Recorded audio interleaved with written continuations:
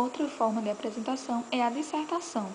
A dissertação eu preciso para ter o título de mestre, né? Então, as pessoas que fazem mestrado precisam de dissertação e é um aprofundamento de um tema já pesquisado. Então, como, por exemplo, eu pesquisei sobre o sono na minha monografia. Se eu quiser aprofundar ainda mais essa pesquisa, por exemplo, se eu quiser fazer o que eu sugeri nas minhas conclusões, que é de expandir para outros profissionais, então eu posso fazer isso na dissertação. Também é defendido em público. A monografia também é defendida em público. Você apresenta para a sua sala e para quem mais quiser assistir. Geralmente, seu orientador convida 50 milhões de pessoas para ver a sua apresentação. E é de natureza reflexiva. A tese, ela lhe dá o título de doutor, né? Então, doutor é só quem tem doutorado, não é advogado nem médico. Se o médico e o advogado tiverem doutorado, aí eles são doutores, viu? Na tese, você dá uma solução. Então, na dissertação, você vai refletir sobre aquele problema e na tese você dá uma solução para ela, né?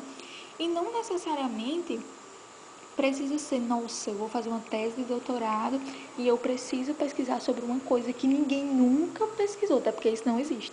Mas eu preciso pesquisar uma coisa que não esteja saturada, que todo mundo já pesquise. Pode ser fatos novos, mas você também pode pesquisar aspectos novos de algo já pesquisado. Então, o seu olhar sempre vai ser diferente do que a outra pessoa. As suas considerações sempre vão ser diferentes do que os de outra pessoa. Então, você pode ter um ponto de vista novo em uma coisa que já está sendo pesquisada. Eita, falhando a voz já. A sinopse é um breve relato de um trabalho. Por exemplo, quando a gente bota um filme na Netflix, tem lá a sinopse, né? Dizendo, aconteceu isso, não sei o que lá. Quando bota na internet, né? Sinopse de tal livro. É um resumo do que acontece. Eu amo essa série. Gosto muito. Eu assisti a primeira temporada dela assim que saiu e sofri muito até esse ano esperando a segunda temporada. E fica aí uma dica para quem ainda não assistiu, né? Assistir, para quem já assistiu, com certeza adorou. Eu vou ler aqui, então, a sinopse dela. Ela é do ano de 2019. Na época, ela só tinha uma temporada, 16 episódios e 50 minutos cada um. 16 episódios, não. A classificação, né? Da idade era para maior de 16 anos. Então, a sinopse é: uma dona de casa chega ao Rio de Janeiro nos anos 50 para encontrar o marido e descobre que foi abandonada. Em vez de sofrer, ela decide ficar na cidade e abrir um clube de bossa nova.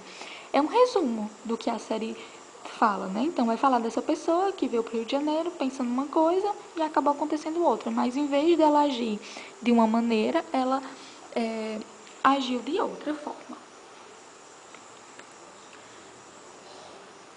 Já o artigo científico ele é reduzido em número de páginas, porque a monografia ela tem uma quantidade mínima, mas você pode escrever o quanto você quiser, na dissertação, na tese também.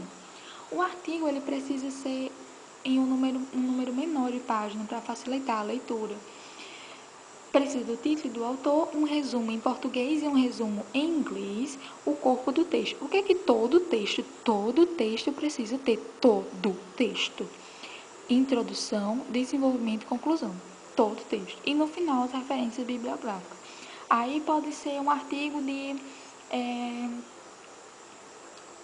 agora esqueci o nome. Não é de referência, não. Revisão de literatura. Então, por exemplo, sobre o sono. Eu posso pegar todos os artigos sobre o sono de 2017 até 2020 e ler todos eles e fazer uma revisão, né? Quais são as informações que se repetem, quais são as informações novas, os autores concordam ou discordam, enfim. E no final as referências bibliográficas. Vou mostrar aqui pra vocês. Ai, nem precisava ter feito outro vídeo. Vou mostrar aqui pra vocês um exemplo de artigo. Então aqui eu tenho um artigo da Revista Brasileira de Farmácia, né?